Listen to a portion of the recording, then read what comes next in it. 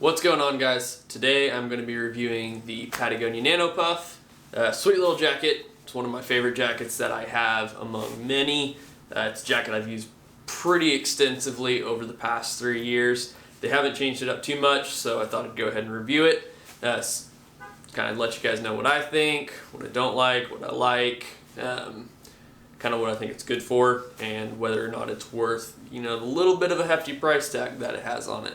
So without further ado, let's get into it. So we'll start off with some of the things I do like. I love a lot about this jacket, actually. It's really sweet. Packable, so it packs down into its chest pocket. The full zip version of this actually will pack down into its right-sided hand pocket. So no matter which version you get, you do get, that packable option, which it just packs up into a little square. You can use that as a pillow, save space in your bag, kind of whatever you need it for. And then it is water resistant, so it has a DWR finish from the factory. The material itself is not waterproof in any way. It's just water resistant coating, which basically means if you're in a light mist or you get a little bit of water on it, it's just going to bead right off. Now if you are in a heavy rainstorm, it will just kind of soak through over time. It's not a waterproof material. Like I said, it is just a DWR finish, so it's water resistant coating.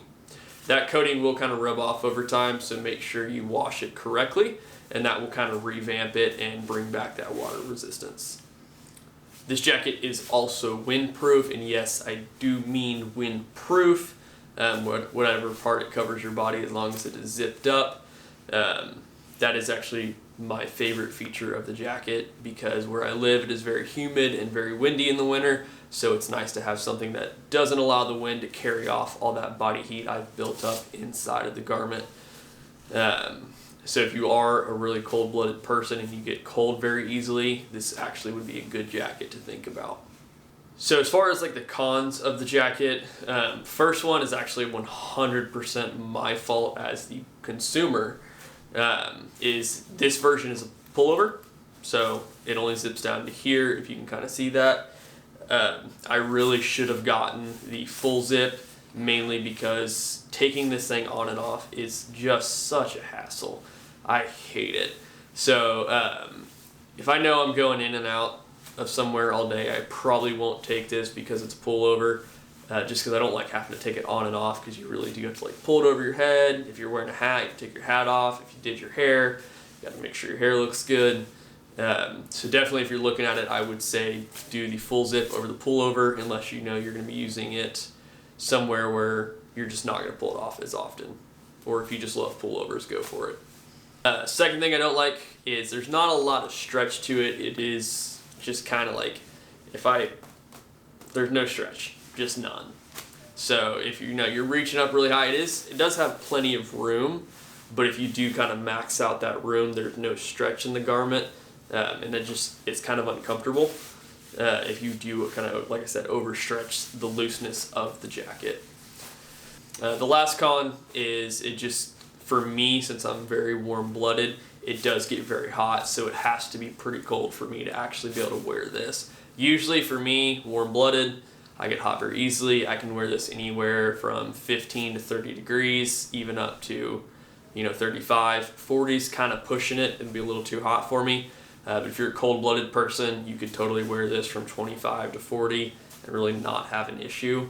If it gets any colder, honestly, what I'll do is throw a light hoodie underneath it, and I'm usually good to go. So yeah, not very many cons at all. Like I said, it's a great jacket. I do love Patagonia as a company, so I will say that. So take everything I say with a grain of salt. They're an awesome company. I like what they do, not only with their product, but for the environment. If you're interested in any of that, kind of look it up. I think they do 2% for the earth is what they call it.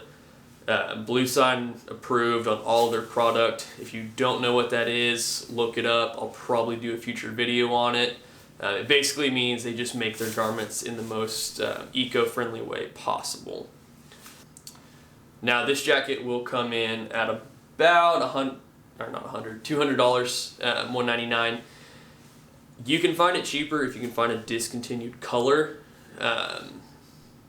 Usually a lot of places will have some left over in random sizes, so definitely check that first. But unless you want like the newest kind of best color, you're gonna have to pay full price. Usually the black, I will tell you, is almost always full price because it's a color that will constantly carry. Like I said, I've had this for 3 years. I've really never had an issue with it besides overheating, but again, that's not really the jacket's fault, that's just my body. It's knowing when to wear it and when not to wear it. Everyday use, it's awesome, it's amazing. Walking around downtown, going to school, going shopping. I really wouldn't recommend wearing it skiing. It's just that windproof doesn't allow heat to escape, and when you are skiing or doing, or even mountain biking, or just doing activity where you're producing a lot of heat, you want that heat to kind of flow away, or you're just going to get sweaty, and then once you get sweaty, no matter what you're wearing, you're going to be cold. I'll cover another video on how to layer during like winter activities, whether that be mountain biking, road cycling, skiing, snowboarding, that kind of stuff. Just so you kind of get an idea of how you should dress, because you actually would wear a lot less than you think. But anywho, back to the jacket. Yeah, it's awesome. I love it. I definitely recommend it. So yeah, that was my kind of review over the Patagonia Nano Puff. Try to kind of keep it short. If you want to know the tech features, I don't go over those. I try not to anyway, just because it's all over Patagonia's website. Every reviewer will do it. If you want to know it, Patagonia is going to give you the 100% correct information. So just hop on over their website and they'll be able to tell you what's up. I just try to give my personal use with it, so you can kind of get an idea of what it's actually like to wear it. So yeah, if you liked the video, comment, like, subscribe. Let me know in the comments what you thought. If you have the jacket and you love it, if you've had the jacket in the past, you absolutely hate it. If you love Patagonia as a brand, if you hate Patagonia as a brand, just start some combos down there, have some fun with it. Also, let me know how I'm doing. Again, just starting out this YouTube thing. I do sell outdoor gear and apparel for a living. Actually, it's my full-time job. I have no association with that company on this channel, but it is something I do talk about on the daily. So let me know what you think. If you have any questions, definitely, again, ask those in the comments. And yeah, thanks for viewing, and we'll see you in the next one.